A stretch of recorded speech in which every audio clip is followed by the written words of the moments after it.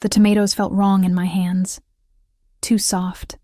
Bruised beneath their perfect red skin, I set them back in the wooden crate and moved down the narrow aisle of the farmer's market, my worn canvas bag hanging empty against my hip.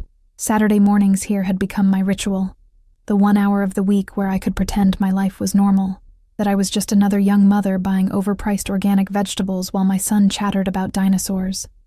"Mama, look! Big truck!" Noah's small hand tugged at my coat, his 4-year-old voice cutting through the ambient noise of vendors hawking their wares and shoppers negotiating prices. I followed his pointing finger, my heart already sinking. It wasn't just a big truck. It was a black Mercedes G-Wagon. Windows tinted so dark they looked like portals into nothing.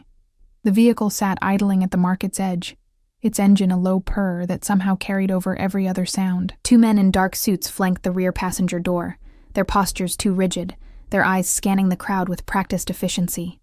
My breath caught. No, not here. Not now. I grabbed Noah's hand tighter than I meant to, and he whimpered. "Sorry, baby," I whispered, loosening my grip but not letting go. My pulse hammered against my throat as I tried to steer us toward the opposite end of the market, toward the flower stalls where I could lose myself in a sea of buckets overflowing with dahlias and sunflowers. But Noah had other plans. He wrenched free with the slippery determination only a 4-year-old possessed, and darted toward a stand displaying wooden toy trains. I lurched after him, my sneakers slapping against the wet pavement. It had rained earlier, and everything smelled of petrichor and crushed herbs from the market stalls. "Noah, wait!" He didn't wait. He never did. He had his father's stubborn streak, though he'd never know it. Could never know it. I caught up to him just as he reached for a bright red engine, his small fingers stretching. The vendor, an elderly man with kind eyes, smiled down at him. "Careful there, little man. That one's special." "How much?" I asked, already mentally calculating whether I could afford it. Probably not. The tips from my double shift at the diner last night would barely cover our rent. For him, $10. I reached into my pocket, counting crumpled bills when I felt it. That prickling sensation at the base of my skull, the one that used to warn me when danger was close, when he was close. The air changed. It always did when Dante Moretti entered a space. The temperature seemed to drop, or maybe it was just that everyone else's warmth fled in his presence. I didn't want to look up. Every instinct screamed at me to grab Noah and run, but my body betrayed me, going rigid with a fear so old it lived in my bones. I smelled him first. Bergamot and cedarwood, expensive and dark, a scent that dragged me back 5 years in an instant, to silk sheets and whispered promises. To the night I'd fled his penthouse with nothing but the clothes on my back and a secret growing inside me. "Elena." His voice. God, his voice. It slid over my name like a caress and a threat. Velvet wrapped around a blade. I still didn't look up. Instead, I focused on Noah, who had abandoned the toy train and was now staring at the tall man who'd appeared beside us. "Mama, who's that?" My hand shook as I finally inevitably raised my eyes. Dante Moretti hadn't changed. 5 years. And he looked exactly as I remembered. Devastatingly beautiful in a way that made looking at him almost painful. Sharp cheekbones, a jaw that could have been carved from marble, and those eyes. Dark as espresso, capable of melting you or destroying you, sometimes both at once. His black hair was shorter now, styled back from his face in a way that emphasized the stark elegance of his features. He wore a charcoal suit that probably cost more than I made in 6 months, tailored so perfectly it looked like a second skin. But it was his expression that made my stomach drop. He wasn't looking at me.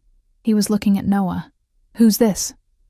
Dante asked, and his voice had gone soft, dangerous soft, the kind of soft that preceded violence. "No one," I said too quickly, stepping between them. "We were just leaving." Noah peeked around my legs, fascinated. Children didn't understand danger the way adults did. They didn't see the predator beneath the expensive suit, the killer hiding behind that beautiful face. "I'm Noah. I'm 4. I felt Dante go absolutely still behind me. The air itself seemed to stop moving. When I glanced back at him, his eyes had locked onto Noah's face with an intensity that made my knees weak. He was calculating, counting back, doing the math I'd prayed he'd never have the chance to do. Noah had his father's eyes, dark, almost black, with those same long lashes. He had my nose, my mouth, but those eyes were all Moretti. 4, Dante repeated, and the word fell between us like a stone into still water. We need to go. I grabbed Noah's hand again, abandoning any pretense of buying the toy train. The vendor looked between us, confused by the sudden tension. Dante moved then, not toward me but to block my path. He didn't touch me. He'd never needed to. His presence alone was enough to cage me in. Running again, Kara? The endearment hit like a slap. He'd called me that once, whispered it against my skin in the dark. Kara Mia, my dear one. Before I'd discovered what he really was. Before I'd seen the blood on his hands. I'm not running. I'm leaving. There's a difference. Is there? He tilted his head, and something flickered in his eyes. Hurt, maybe. Buried deep beneath layers of ice. You're good at leaving. 5 years ago, you left without a word. No note, no explanation, just gone. You know why I left? My voice came out shakier than I wanted. Noah was watching us now, his small hand gripping mine tighter.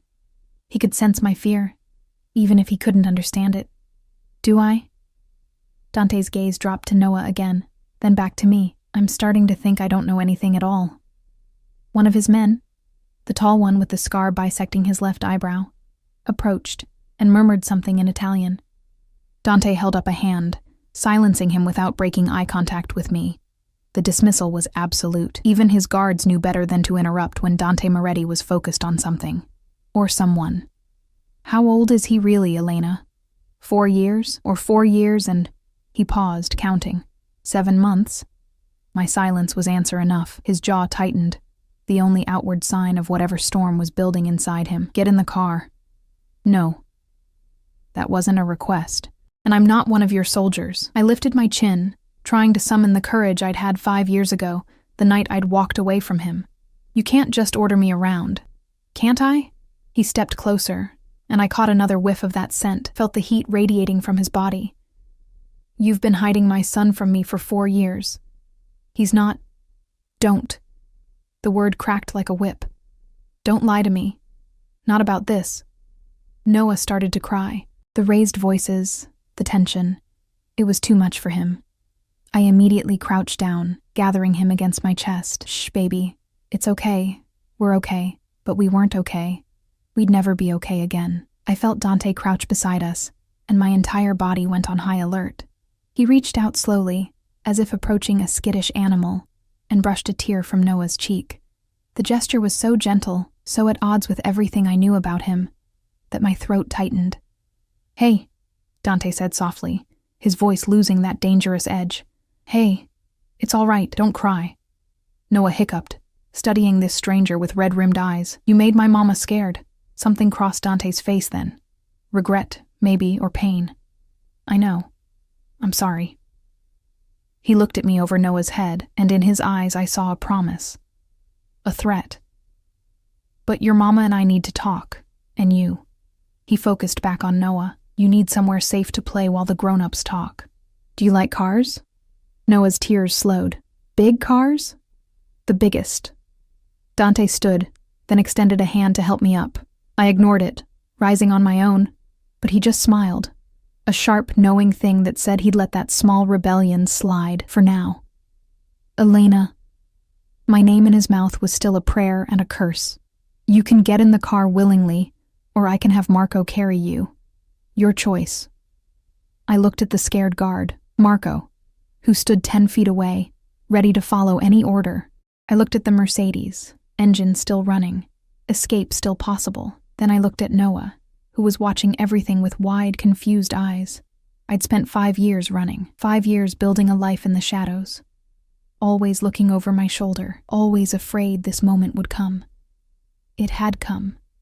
And Dante Moretti, the man I'd loved and feared in equal measure, the father of my son, the most dangerous man in the city, wasn't going to let me run again. Fine, I whispered.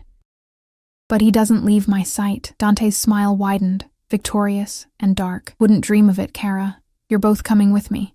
As Marco opened the car door and Dante's hand pressed against the small of my back, possessive, inescapable, I realized my mistake. I'd thought the worst that could happen was him finding us.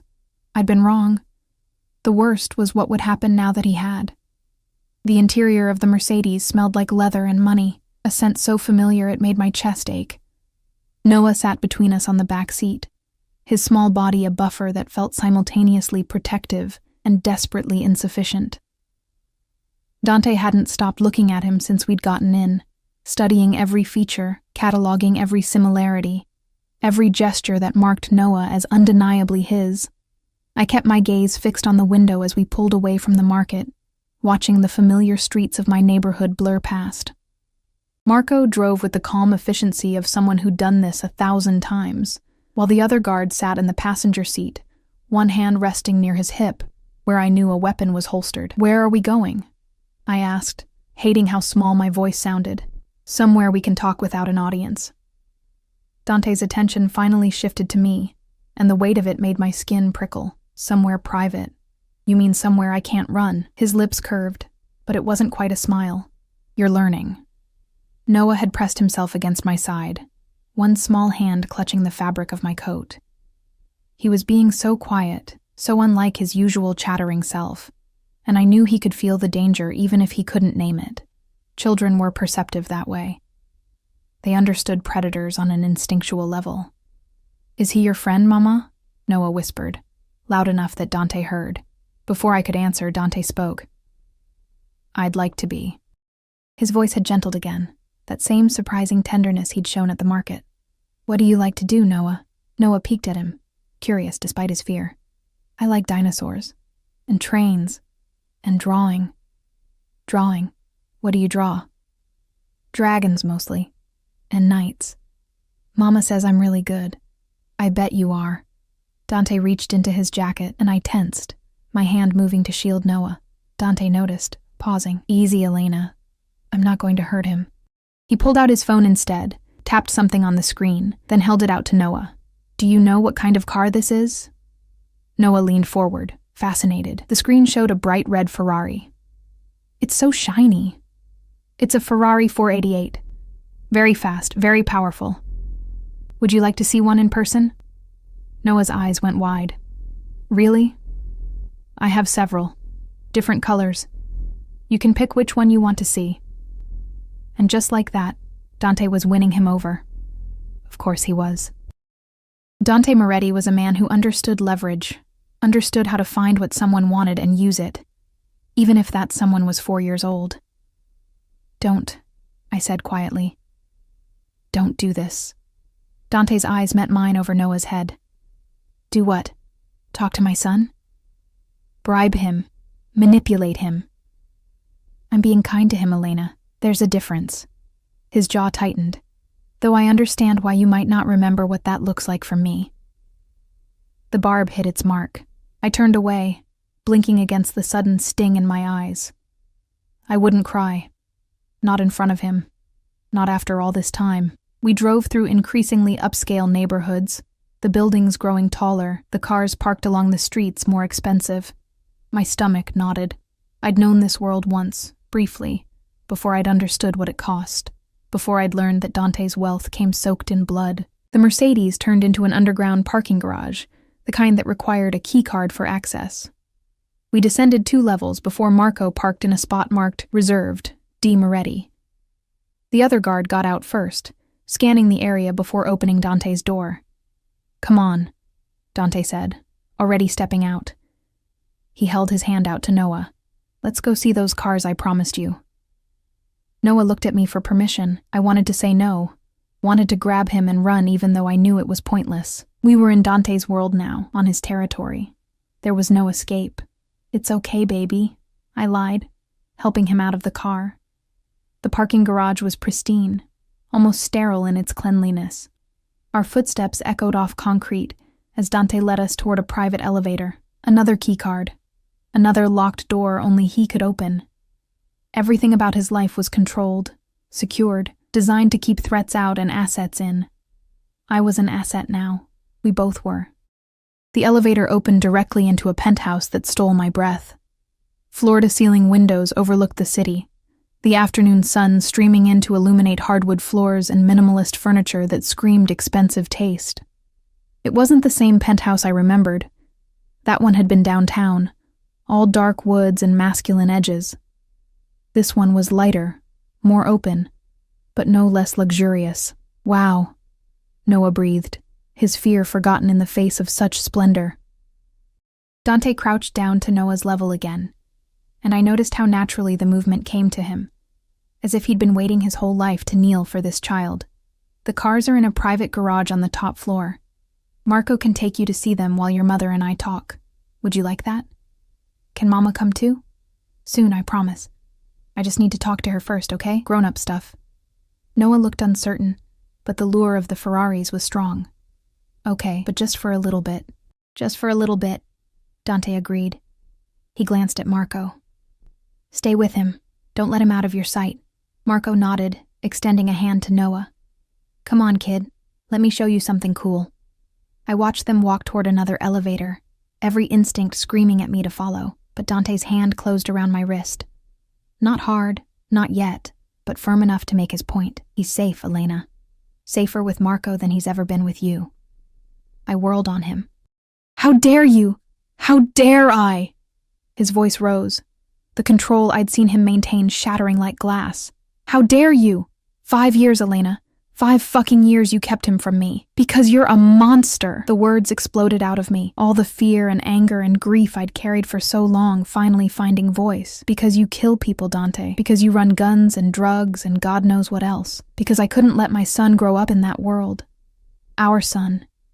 He stepped closer, backing me against the window. He's my son. Mine. And you stole him from me. I saved him from you. His hand slammed against the glass beside my head, making me flinch. But when he spoke again, his voice had gone quiet. Deadly quiet. You didn't save him, Kara. You condemned him. Do you know what it's like out there for a woman alone with a child? No protection? No money? No family? I managed. Did you? His free hand came up to cut my face, thumb brushing my cheekbone with a gentleness that felt obscene given the fury in his eyes. You look exhausted. Thin. Those clothes you're wearing are worn. When's the last time you bought yourself something new? When's the last time you didn't have to count pennies to put food on the table? I jerked my face away from his touch. We were fine. Liar. He leaned in, his breath ghosting across my ear. I could have given you everything. Given him everything. Instead, you chose poverty and fear and running. Why, Elena? Why did you really leave? I told you why. No. His nose brushed my temple, and I hated my body for remembering this, for responding to his nearness despite everything. You left because you were scared, but not of me, of yourself, of what you felt when you were with me. Stop. Of how much you liked my darkness, how it called to something dark in you. That's not true. But my voice shook, and we both heard it. He pulled back just enough to look at me, his eyes searching mine. The night you left, I tore this city apart looking for you. Every contact, every favor owed, every resource I had, I used it all. And you just vanished, like you'd never existed. I had help. The words slipped out before I could stop them. His expression went absolutely glacial. Who?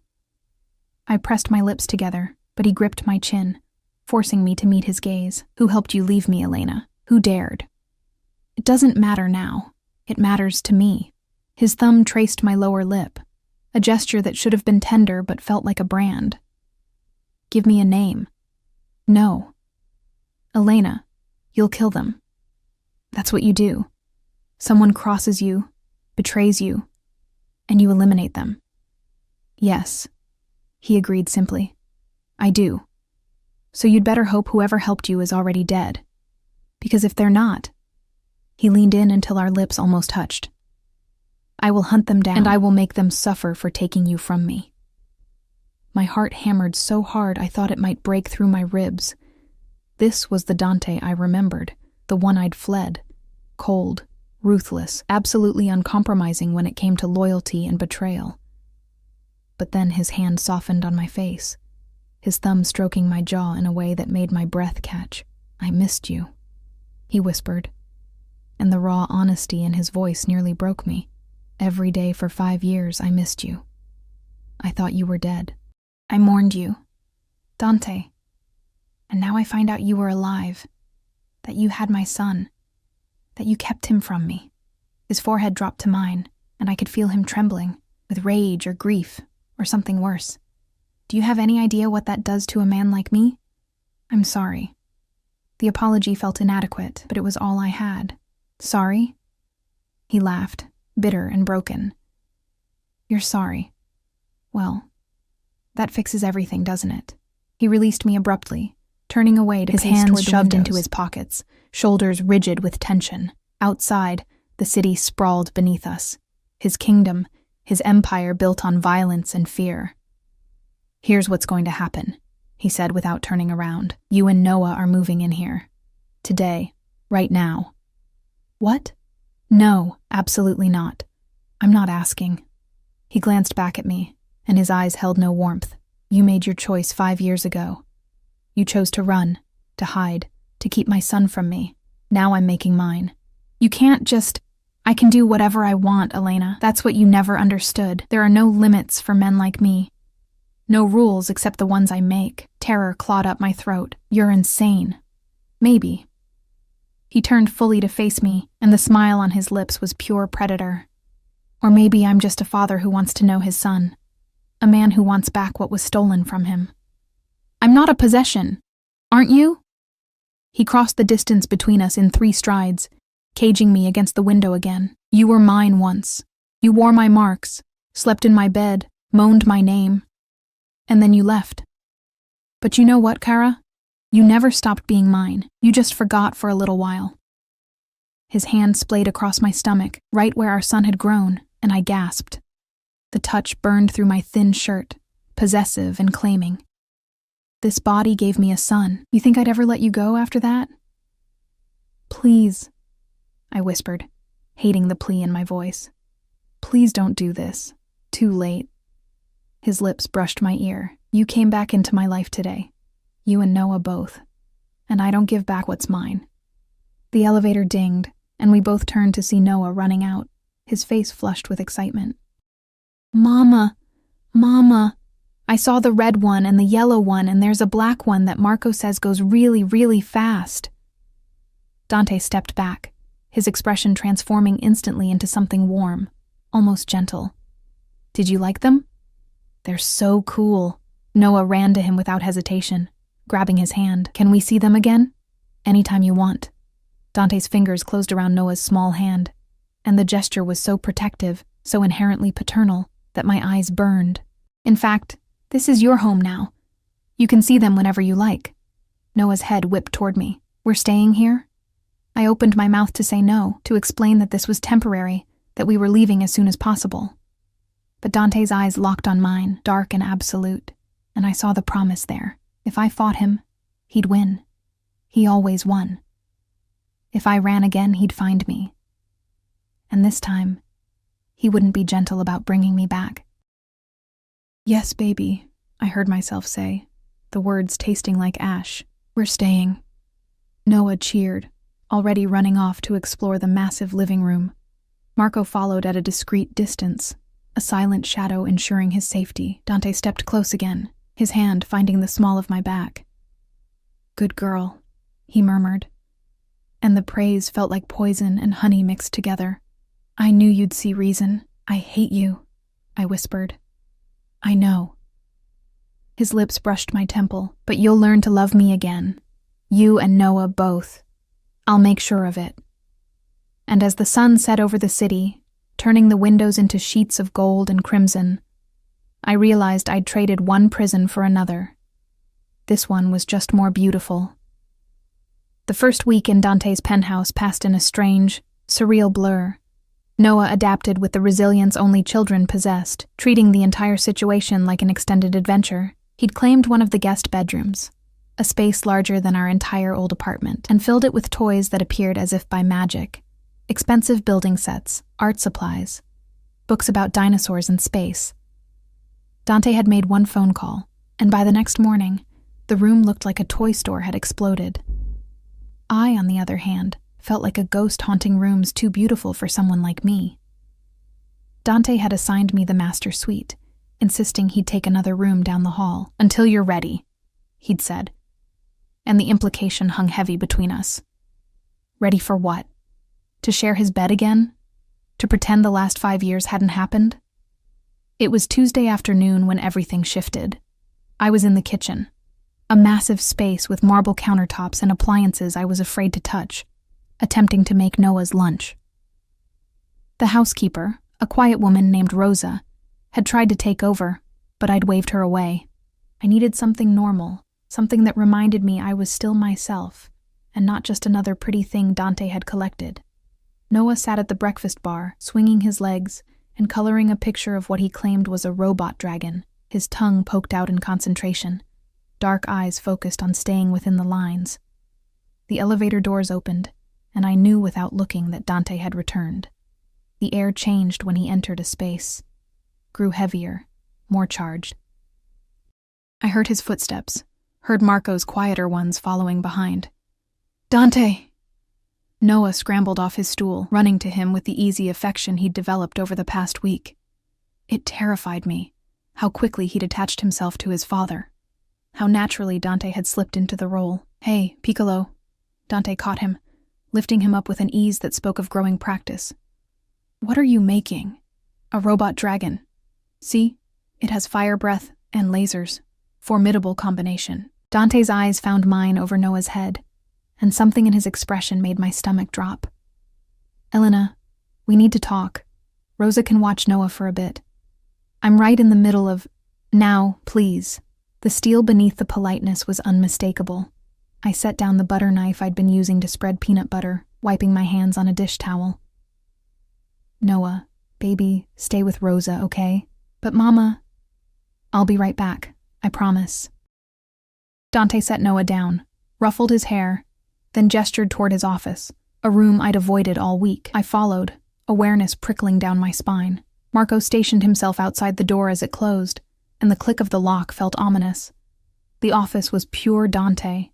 Dark wood, leather furniture, a desk that probably cost more than a car. But it was the wall of monitors behind his desk that caught my attention. Security feeds, dozens of them, showing various locations throughout the building and beyond. "Sit." He pointed to one of the leather chairs facing his desk. "I'd rather stand." His jaw tightened. "Elena, sit." I sat, hating myself for the compliance, for the way my body still responded to his authority. Dante moved behind his desk but didn't sit. Instead, he braced his hands on the polished surface and leaned forward, his eyes boring into mine. "I need you to tell me about Noah's father." My heart stopped. "What?" "The man you told Noah was his father, the one whose name is on the birth certificate." His voice was conversational, almost casual, but I heard the danger underneath. "I want to know everything. There is no—" "Don't." The word cracked like a gunshot. "I've had my people looking into your life for the past week. Every detail, every transaction, every person you've had contact with. And I know you filed the birth certificate listing a Thomas Mitchell as the father. Dead, conveniently, from a car accident 3 months before Noah was born. Blood drained from my face. You had no right." "I have every right." His hand slammed on the desk, making me flinch. "He's my son, my blood, and you put some dead stranger's name on his birth certificate." "I had to." I shot to my feet, anger overriding fear. "What was I supposed to do, Dante? Put your name? The name of the most notorious crime boss in the city? You think that would have kept him safe? Safe from what? From you. From your world. From the people who'd use him to get to you." Silence fell, thick and suffocating. Dante stared at me, his chest rising and falling with barely controlled fury. Then, slowly, his expression shifted into something worse than anger. Understanding. "You thought I wouldn't protect him," he said quietly. You thought being my son would make him a target. It would have. It does. So you invented a dead man, created a whole false identity. He moved around the desk, approaching me with predatory grace. Thomas Mitchell. Worked construction, died in a single-car accident on Route 9. Very thorough, Elena. Almost believed it myself. Except for one problem. I backed up until my legs hit the chair. What problem? Thomas Mitchell never existed. Oh, there was a death certificate, a work history, even a social media presence. But it was all fabricated, expertly, I'll admit. The kind of fabrication that takes serious money and serious connections. He stopped inches from me, his scent overwhelming my senses. So I'll ask again. Who helped you? My mouth went dry. I don't know what Was it the Russos? His hand shot out, gripping my chin. The Irish? One of my own men? No one from your world. Then who? He leaned in, his lips brushing my ear. Tell me, Kara, and maybe I'll let them live. Keep lying, and I'll burn this city to the ground until I find them. You're hurting me. It wasn't true. His grip was firm but not painful, but I needed him to back off, needed space to think. He released me immediately, stepping back. I would never hurt you. You're threatening to kill someone I care about. How is that not hurting me? Because whoever they are, they helped you steal 4 years of my son's life. 4 years I can never get back. First words, first steps, first everything. Gone. His voice cracked on the last word, and I saw the grief beneath the rage. Do you understand what you took from me? Guilt twisted in my chest, sharp and unexpected. I was protecting him. From his own father. Yes. And now? He spread his arms, gesturing to the office, the penthouse beyond. Is he in danger here, with Marco and 6 other men watching his every move? With more security than the president? With a father who would die before letting anyone touch him?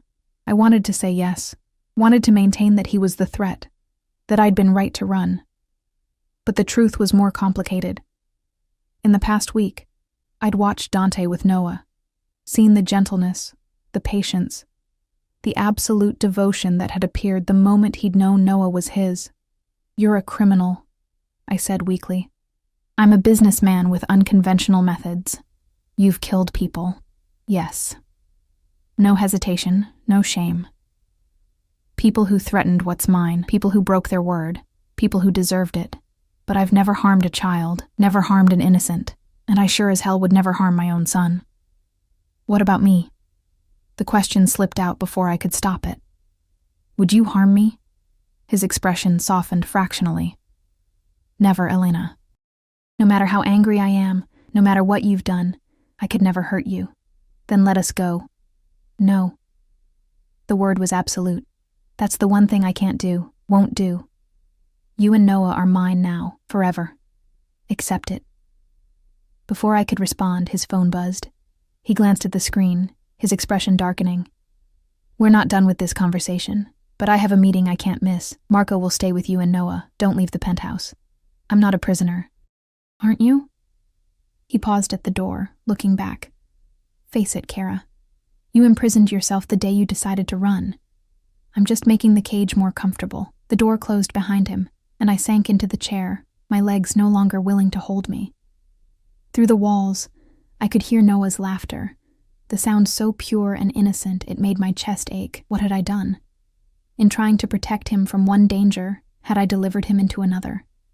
The next day, Dante surprised us both. Get dressed, he announced at breakfast, his tone brooking no argument. Something nice. We're going out. Noah perked up immediately. Where? It's a surprise.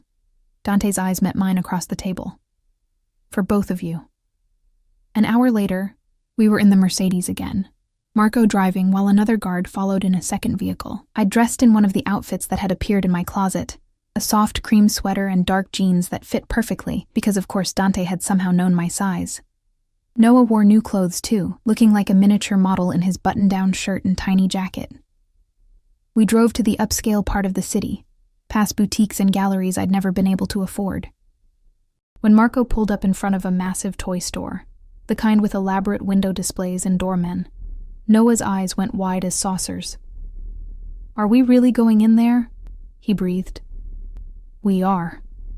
Dante unbuckled him, lifting him out. "And you can pick anything you want." "Anything?" "Anything."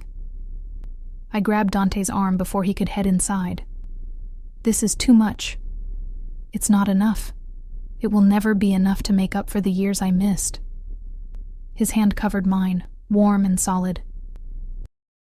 "Let me do this, Elena. Let me be his father." How could I argue with that? How could I deny Noah this moment of pure joy?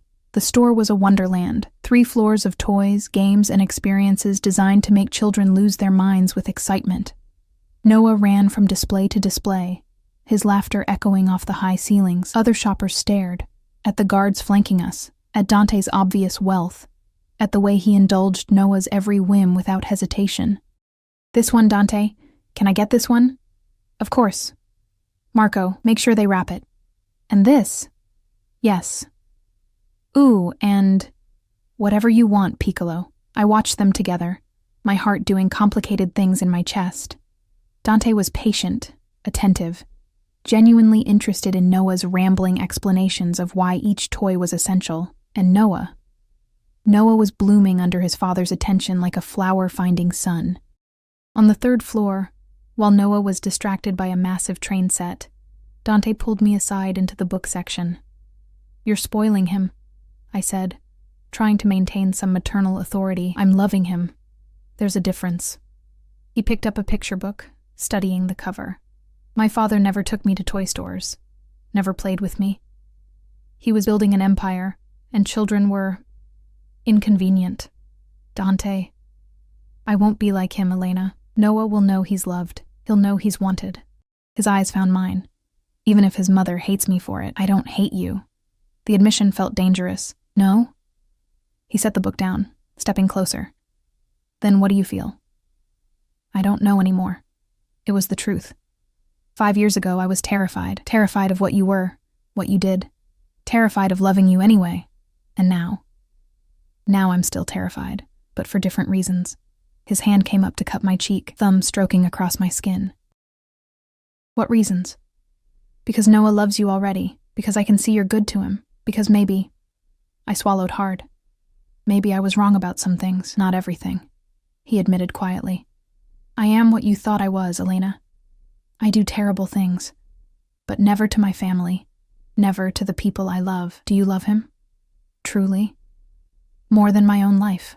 The conviction in his voice was absolute. From the moment I realized he was mine, everything changed. My priorities, my plans, everything. He's my son, my heir, my heart walking around outside my body. "What about me?" I whispered. "Where do I fit in this new world of yours?" Dante leaned in, his forehead resting against mine. "You're the mother of my child. That makes you untouchable, sacred. No one will ever harm you, disrespect you, or question your place at my side." "That's not the same as loving me." "No," he agreed.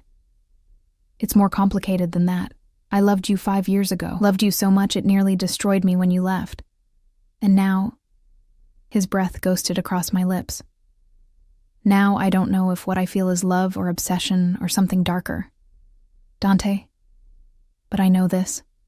You're mine. You've always been mine, and I'm never letting you go again." Before I could respond, Noah came running around the corner, dragging a store employee behind him. "Mama! Dante! They have a whole section of dinosaur stuff. Come see?"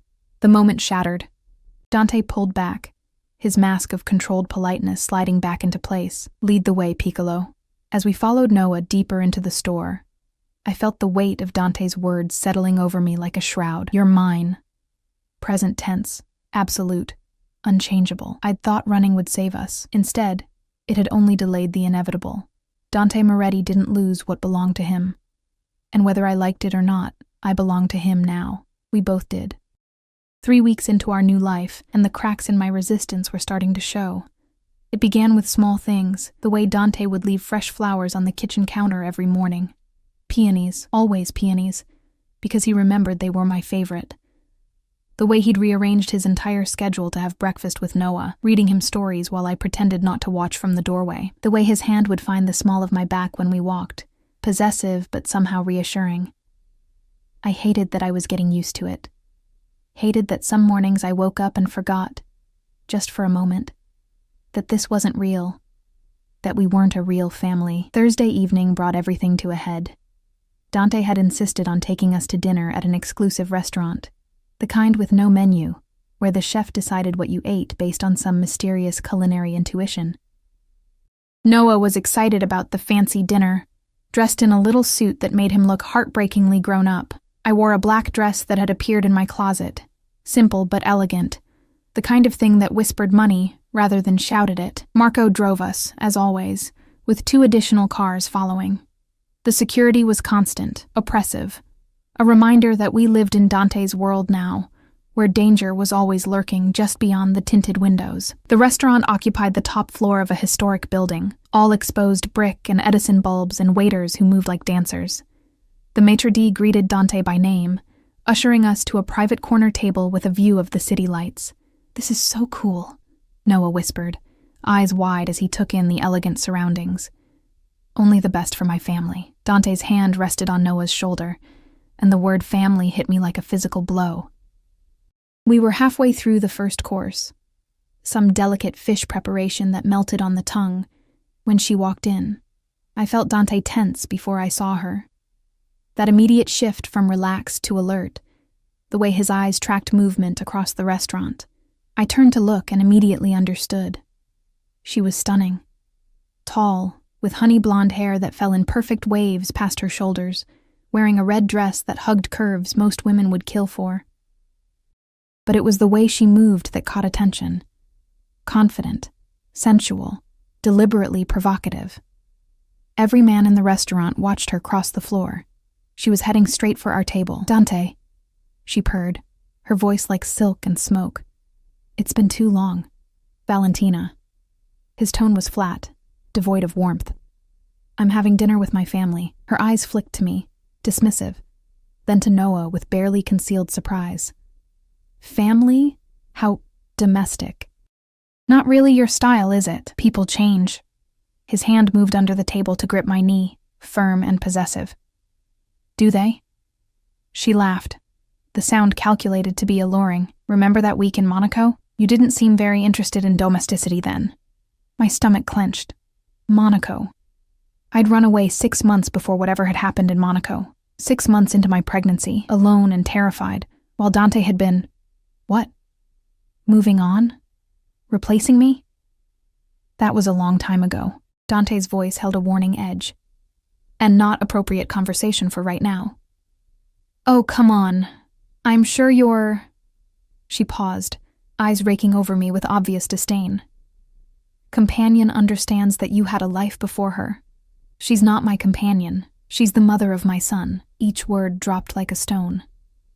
"And you need to leave. Now." Valentina's perfect smile faltered. "Dante, don't be like this. I just wanted to say hello." "You've said it. Marco." The guard appeared as if summoned by telepathy, his presence making Valentina take a step back. She shot me one last venomous look, before turning on her designer heels and stalking away. The silence at our table was deafening. "Who was that?" Noah asked, confused by the tension. "No one important, Piccolo." Dante's hand was still on my knee, his grip almost painful now. "Just someone from my past. She was pretty. Not as pretty as your mama." The compliment should have warmed me. Instead, it felt hollow. Because Valentina had been beautiful, sophisticated, exactly the kind of woman who belonged in Dante's world. And I was... what? A waitress wearing a borrowed dress, playing at being someone I wasn't. I excused myself to the bathroom, needing space to breathe. The restaurant's restroom was as elegant as everything else, marble and gold fixtures and an attendant who handed me a linen towel. I stared at my reflection, seeing the cracks forming in the facade I'd been maintaining. The door opened behind me. I expected another diner but got Dante instead. "This is the women's room," I said, not turning around. "I don't care." He locked the door, and suddenly the spacious bathroom felt tiny. "Are you all right?" Fine. Elena, look at me. I met his eyes in the mirror. What do you want me to say, Dante? That it doesn't bother me to meet one of your conquests? That I don't care you were with other women while I was pregnant with your child? I didn't know you were pregnant. Would it have mattered? The question came out sharper than I intended. You clearly moved on just fine. He spun me around, caging me against the sink. I didn't move on. I tried to forget. There's a difference. Is there? Valentina meant nothing. None of them did. They were bodies, distractions, desperate attempts to stop thinking about you for 5 goddamn minutes. His hands framed my face, forcing me to look at him. But it never worked. Every woman I touched, I saw your face. Every night I woke up reaching for you. Don't. My voice cracked. Don't do this. Do what? Tell you the truth? You want honesty, Elena? Fine. Yes, I slept with other women after you left. Dozens of them. Trying to fill the hole you left behind. Trying to prove to myself that you weren't special. That I could replace you. His thumb traced my lower lip. Want to know what I learned? I couldn't speak. Couldn't breathe. That no one tastes like you. No one sounds like you. No one fits against me the way you do. His forehead pressed to mine. You ruined me, Kara. Completely and utterly ruined me for anyone else. Dante, and now you're here, in my home. Sleeping 20 feet from my bed, and it's torture. Every night I lie awake knowing you're there. Knowing I could walk down that hall and... He stopped, jaw clenching. But I won't. Not until you want me to. Not until you ask. I won't ask. Won't you? His lips brushed my jaw, feather light. Your body remembers me, Elena. I can see it in the way you shiver when I touch you. The way your breath catches when I'm close. He was right, and I hated him for it. Hated that my body was a traitor, responding to his nearness despite everything my mind knew. This isn't fair, I whispered. Life isn't fair, Kara. If it was, you never would have left me. Noah would have grown up knowing his father. We would have been a family from the start. His hands slid down to my waist, pulling me flush against him. But we're here now, and I'm done pretending I don't want you. Done acting like you're just Noah's mother, and nothing more. What are you saying? I'm saying I want you back. In my bed, in my life. In every way that matters. His nose traced the column of my throat, and I felt his breath hot against my skin. I'm saying I'm in love with you, Elena. Still. Always, despite everything. The confession hit like a tidal wave. You can't. I can. I do, and you love me too, even if you won't admit it. I don't. Liar. He pulled back, his eyes searching mine with an intensity that stripped me bare. You love me, and it terrifies you. Because loving me means accepting this world. Accepting what I am. And you're not sure you can do that. Tears burned behind my eyes. I can't be what you need, Dante. I'm not sophisticated like Valentina. Not comfortable with violence and danger. I'm just... everything. He kissed me then, hard and demanding, swallowing my protests. His hands tangled in my hair, tilting my head back as he claimed my mouth with a possessiveness that made my knees weak. You're everything I need, Elena, the only thing I've ever needed. I should have pushed him away, should have maintained the distance I'd been carefully constructing. But God help me. I kissed him back. 5 years of longing, of missing him, of loving him despite everything, it all poured into that kiss. When he finally pulled back, we were both breathing hard. Come back to me, he whispered against my lips. Fully. Completely. Be mine again. I'm scared. I know, but I've got you, Kara. I've always got you. His hand stroked up and down my back, soothing. No one will ever hurt you or Noah. I swear it on my life. What if you're the one who hurts us? Pain flashed across his face. Then I'll spend every day making it right. But Elena, I'm not my father. I won't abandon my family. I won't choose power over the people I love. A knock on the door interrupted us. Boss? Marco's voice came through. Everything okay? Fine, Dante called back, not taking his eyes off me. Give us a minute. The kid's asking for his mom. Reality crashed back. Noah. We'd left him alone at the table, confused and probably scared by the tension. We need to go back, I said, trying to step around Dante. He caught my wrist. This conversation isn't over, I know. Tonight, after Noah's asleep, we talk, really talk, about everything. I nodded because what choice did I have? We couldn't keep dancing around this forever. When we returned to the table, Noah was drawing on the paper tablecloth the waiters had provided, happily occupied. But his face lit up when he saw us. Mama! Look, I drew our family. He held up the paper proudly. My heart clenched. He'd drawn 3 stick figures holding hands, a tall one labeled Dante, a medium one labeled Mama, and a small one labeled me. Above them, he'd drawn a house and a smiling sun. It's beautiful, baby, I managed, my voice thick. Dante's hand found mine under the table, lacing our fingers together. It's perfect, he said, and there was so much emotion in his voice it made my chest ache. This was what Noah wanted, a family, a father and mother who loved each other, who loved him. And I'd spent 5 years denying him that because of my fear. Maybe it was time to stop running. Maybe it was time to face the truth I'd been avoiding. That despite everything, despite the danger and the darkness, I'd never stopped loving Dante Moretti. And maybe, just maybe, love could be enough.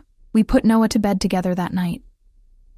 Dante read him 3 stories, doing silly voices that made our son giggle uncontrollably. I sat in the corner chair watching them, feeling something shift inside me. When Noah finally drifted off, Dante kissed his forehead with such tenderness it brought tears to my eyes. "Sweet dreams, Piccolo," he whispered.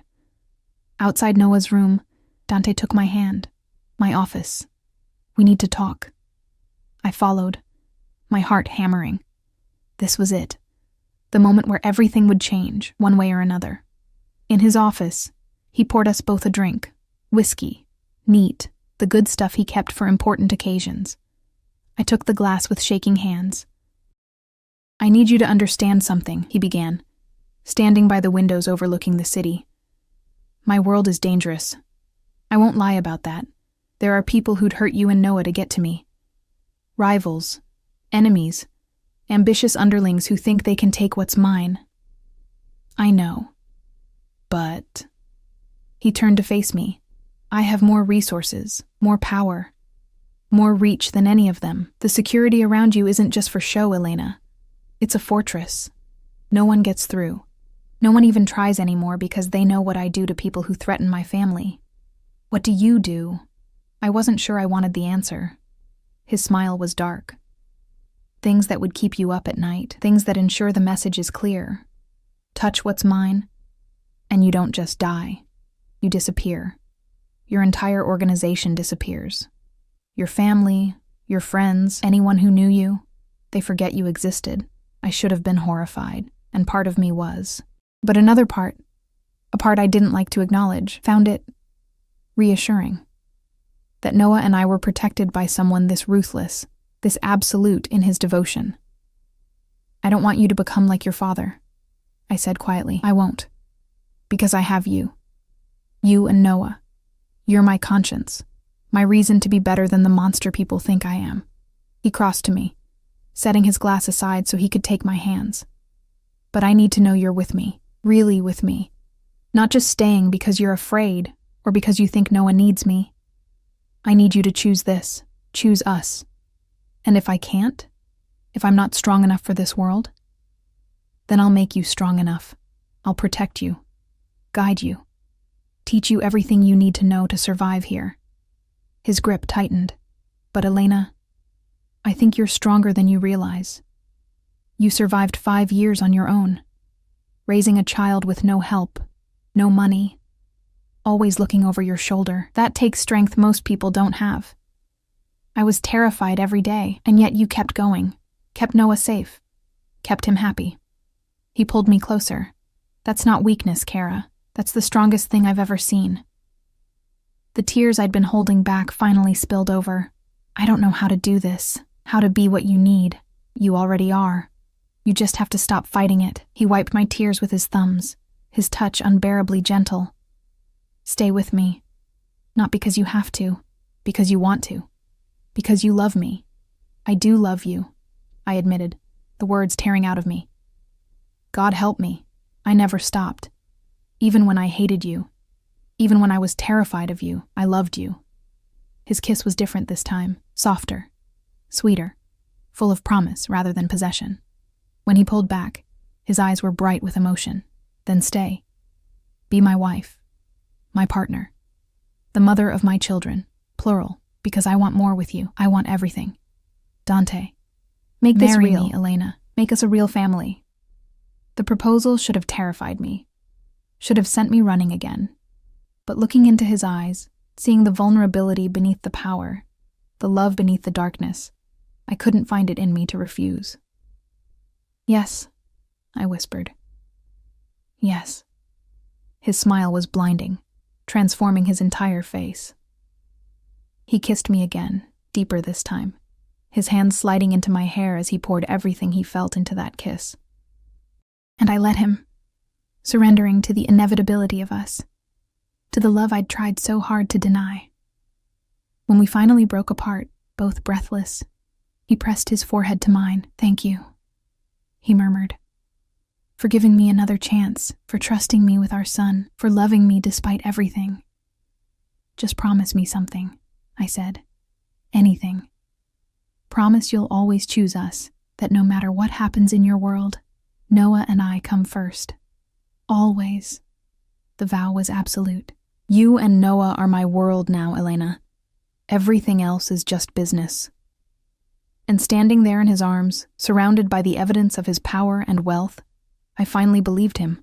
I'd spent 5 years running from Dante Moretti. It was time to stop running and start living. The wedding happened faster than I'd imagined possible.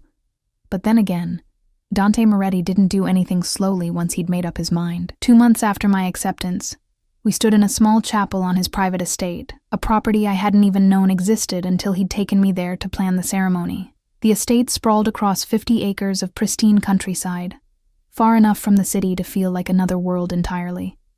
Gardens, a lake, woods where Noah could run and play without fear. This will be our real home, Dante had said, watching Noah chase butterflies through the gardens. The penthouse is for business, but here we can be a family. The chapel was intimate, holding only 30 people, Dante's most trusted men and their families, Rosa and a few other staff who'd become fixtures in our lives, and one surprise guest who'd made me cry the moment I saw her. Sarah, I'd breathed, rushing into my old friend's arms. Did you really think I'd miss this? She'd pulled back, examining me with knowing eyes. Though I have to say, when you disappeared 5 years ago, I didn't expect the next time I'd see you would be at your wedding to the most dangerous man in the city. Sarah had been my roommate before Dante, the one person I'd trusted with pieces of the truth. Not everything. I'd never told her who Noah's father was, but enough that she'd helped me disappear when I'd needed to run. She was the help I'd never named to Dante, and thankfully, he'd accepted her presence without question. He loves me, I'd said, and realized I meant it. Really loves me. I can see that. The way he looks at you. She'd shaken her head, smiling, like you're the only thing in the world that matters. Just be careful, okay? Men like him, their love can be consuming. I know. But I think maybe I need to be consumed. Now, standing in the chapel wearing a simple ivory dress that somehow cost more than my entire previous wardrobe, I watched Dante wait for me at the altar. He wore a black suit tailored to perfection, his hair slicked back, his dark eyes locked on me with an intensity that made my breath catch. Noah stood beside him as ring-bearer, practically vibrating with excitement in his miniature suit. He'd been ecstatic when we'd told him about the wedding, immediately declaring it the best day ever. Marco stood as best man, his usual stoic expression softened with something almost like approval. Other faces I'd come to know over the past months filled the pews. Luca, who headed Dante's security. Antonio, his second-in-command. Maria, Rosa's daughter who'd become Noah's favorite playmate.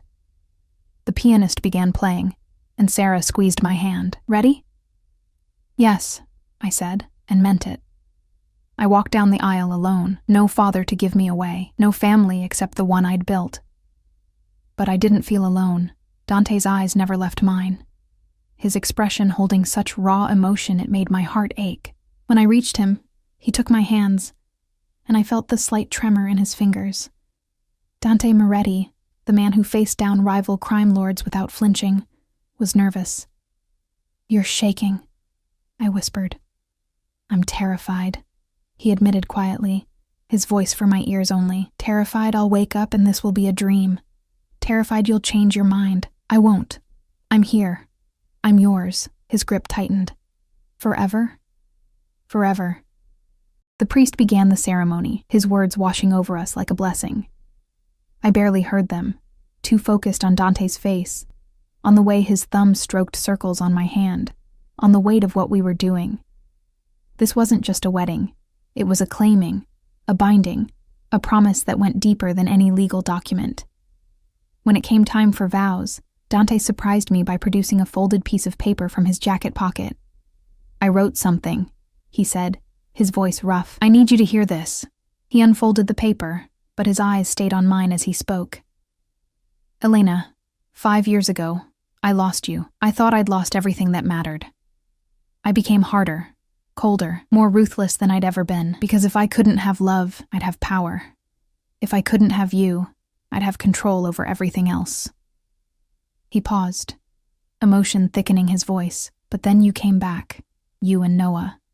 And suddenly I remembered what it felt like to be human, to want something more than fear and respect, to want to be worthy of the family standing before me." Tears blurred my vision. Noah reached up to pat Dante's hand, and the gesture made several people in the audience sigh. "I can't promise I'll be perfect," Dante continued. "I can't promise my world won't be dangerous or complicated, but I can promise that I will love you and our son with everything I have, that I will protect you both with my last breath, that I will choose you, every single day, over everything else in my life." He folded the paper, tucking it away. "You are my redemption, Elena, my second chance. And I will spend the rest of my life proving I deserve you." I was crying openly now, not caring that mascara was probably running down my face. When the priest nodded at me, I realized I was supposed to say my own vows. I hadn't written anything, hadn't prepared. But standing there, looking at the man who'd turned my world upside down twice, the words came easily. "Dante, I spent 5 years running from you. From what you made me feel, from the intensity of loving someone like you. I told myself I was protecting Noah, protecting myself, but the truth is, I was just scared." I squeezed his hands, scared of how much I needed you, scared that loving you would consume me, change me into someone I didn't recognize. "And now?" he asked softly. "Now I realize that being consumed by you isn't losing myself. It's finding the parts of me I was too afraid to embrace. The strength, the courage, the capacity to love someone completely, despite their darkness." I glanced at Noah, then back at Dante. "You gave me our son. You gave me a home, security, a family. But more than that, you gave me permission to be brave enough to stay. Elena, I love you, Dante Moretti, not despite what you are, but including it. All of it. The darkness and the light, and I promise to stand beside you, to be your partner in this life we're building, to give our children, yes, plural, a family built on love strong enough to weather anything." The priest barely finished pronouncing us married before Dante pulled me into his arms, kissing me with a passion that made the audience erupt in cheers and applause. Noah jumped up and down, shouting, "Yay, yay," at the top of his lungs. When Dante finally released me, his eyes were bright with unshed tears. "My wife," he murmured, testing the words. "My husband," I replied, and felt the rightness of it settle into my bones. The reception was held in the estate's ballroom, a space I hadn't even known existed until the day before. Crystal chandeliers, silk drapes, tables laden with food and flowers. It was elegant without being ostentatious, intimate despite the grandeur. Dante kept me close all evening, his hand never leaving my waist or the small of my back. Possessive, yes, but also protective, claiming me in front of everyone who mattered in his world. "You're mine now," he whispered during our first dance, his lips brushing my ear. "Legally, officially mine, I was already yours," I reminded him. "I know, but now everyone else knows too." His hand splayed across my lower back, pulling me flush against him. Now there's no question, no doubt. Elena Moretti. My wife. Getting possessive, Mr. Moretti? Always. About you. Always. We danced through 3 songs, lost in our own world, before Noah tugged on Dante's sleeve. Can I dance with Mama? Dante immediately stepped back, bowing formally. Of course, Piccolo, but only because you're my son. Any other man asks to dance with my wife and we'll have problems. I laughed, scooping Noah up to dance with him. He wrapped his arms around my neck, chattering excitedly about the cake, the music, how Maria had taught him a new game. Over his shoulder, I watched Dante talking with Marco and Antonio, his expression serious. Business, always business. But every few seconds, his eyes would find mine, checking, making sure I was still there. Later, after Noah had fallen asleep in one of the estate's many bedrooms, Sarah found me on the terrace overlooking the gardens. So, she said, handing me a glass of champagne, how does it feel to be Mrs. Moretti? Terrifying. Exhilarating. Right. I sipped the champagne, watching the stars. Is that strange? No. I think it's exactly what it should feel like. She bumped her shoulder against mine. For what it's worth, I think you made the right choice. That man worships you. He does, doesn't he? The wonder in my voice made her laugh. Just promise me something, Sarah said, her tone turning serious. Promise you won't lose yourself completely. That you'll stay Elena, not just become Dante's wife. I promise. Though I think being his wife is part of who I am now, part of who I was meant to be, then I'm happy for you. She hugged me tight. You deserve this. After everything, you deserve to be loved like that. Dante found me an hour later, after the last guests had departed. He stood in the terrace doorway, jacket discarded, tie loosened, looking rumpled and human and devastatingly handsome. Ready for bed, Mrs. Moretti? My heart skipped. Our first night as husband and wife. Technically our second time, but who's counting? He crossed to me, pulling me into his arms. I had Rosa prepare the master suite. Our suite now. Dante, Nerves suddenly assailed me. It had been 5 years since we'd been intimate. What if it wasn't the same? What if I disappointed him? He sensed my hesitation, tipping my chin up. We don't have to do anything tonight. We can just sleep. I'm content to hold you. No, I want this, want you. I bit my lip. It's been a long time. For me too. At my surprised look, he elaborated. I haven't been with anyone since you came back. Couldn't. It felt like betraying what we were building. The confession warmed me from the inside out. Take me to bed, husband. His eyes darkened with desire. With pleasure, wife. The master suite was stunning, all soft grays and whites, with a bed large enough to sleep 5 people. Candles flickered on every surface, casting dancing shadows. Rose petals scattered across the pristine white duvet. Rosa? I guessed. She's a romantic. Dante closed the door, locking it with a finality that made my pulse race. But I can't say I mind. He approached slowly, giving me time to object, to change my mind. But I didn't want to. I wanted this. Wanted him. Wanted to seal our union in the most intimate way possible. His hands found the zipper of my dress, lowering it with aching slowness. The fabric whispered down my body, pooling at my feet. I stood before him in just my white lace lingerie, feeling vulnerable and powerful all at once. Beautiful, he breathed, his eyes tracking over every inch of exposed skin. So fucking beautiful. Your turn. I helped him remove his shirt, my hands trembling slightly as I worked each button free. When I pushed the fabric off his shoulders, revealing the muscled expanse of his chest, my mouth went dry.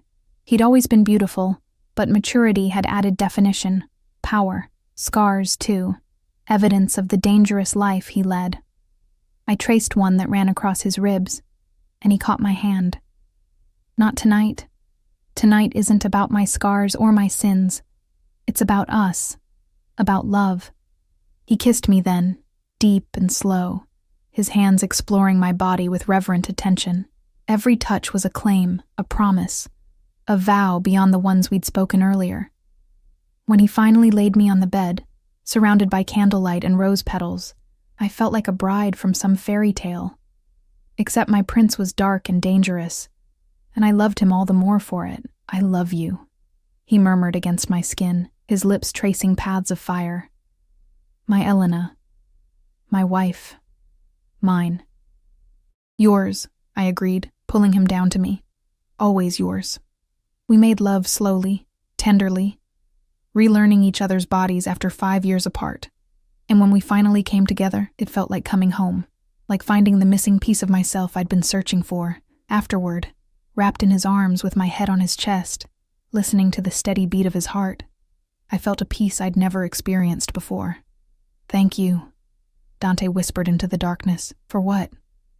For staying. For giving me this.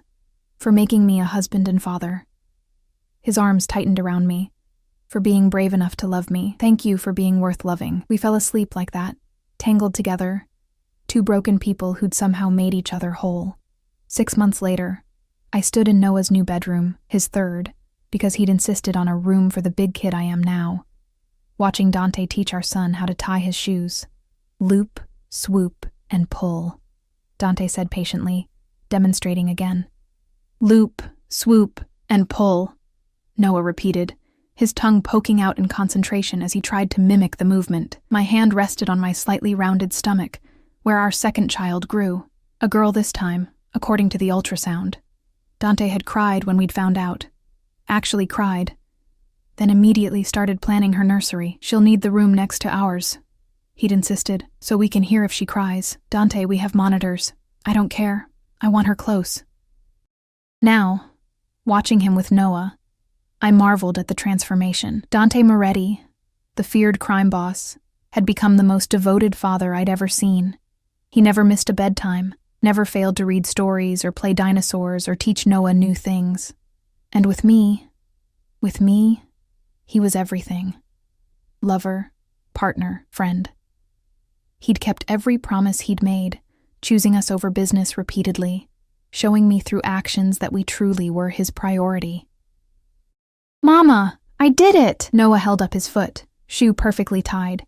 That's wonderful, baby. Dante rose, crossing to me. His hand joined mine on my stomach, feeling for kicks. How's our principessa today? Active. I think she's going to be a fighter like her father. God, I hope not. One of me is enough. He kissed my temple. I'd rather she takes after you. Beautiful, strong, brave. You're getting soft, Mr. Moretti. Only for you, Mrs. Moretti. Only for you. Marco appeared in the doorway, his expression apologetic. Boss, we have a situation. Dante's entire demeanor shifted, the dangerous man sliding back into place. What kind of situation? The Russians are making noise again, trying to move in on the docks. I felt tension coil through Dante's body, but when he looked at me, his eyes were soft. I need to handle this, I know. I'll be back by dinner, I promise. Be careful. He kissed me, deep and claiming. Always. I have too much to come home to now. After he left, Noah climbed onto my lap, careful of my stomach. Is Dante going to be okay? He's going to be fine, baby. Your father is very good at what he does. 'Cause he's strong and smart, right? Right. And he loves us. Yes, he does. Very, very much. Noah settled against me, content. I'm glad he's my papa, even if I didn't meet him until I was 4. Me too, baby. Me too. That evening, true to his word, Dante returned just as Rosa was setting dinner on the table. He had a bruise forming on his jaw and blood on his cuff, but his smile when he saw us was pure sunshine. Papa! Noah launched himself at Dante, who caught him easily.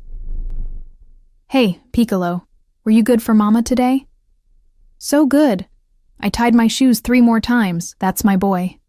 He kissed Noah's head, then set him down to come to me. His hands framed my face, his kiss gentle despite the violence I knew he'd dealt with today. I missed you. You were only gone 4 hours. 4 hours too long.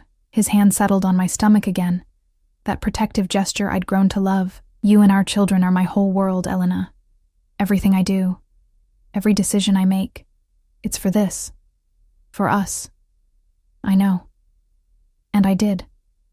I'd finally learned to trust in his love, in the life we'd built together. Yes, his world was dangerous. There were threats and rivals and violence. But within the fortress of his devotion, Noah and I were safe, protected, cherished.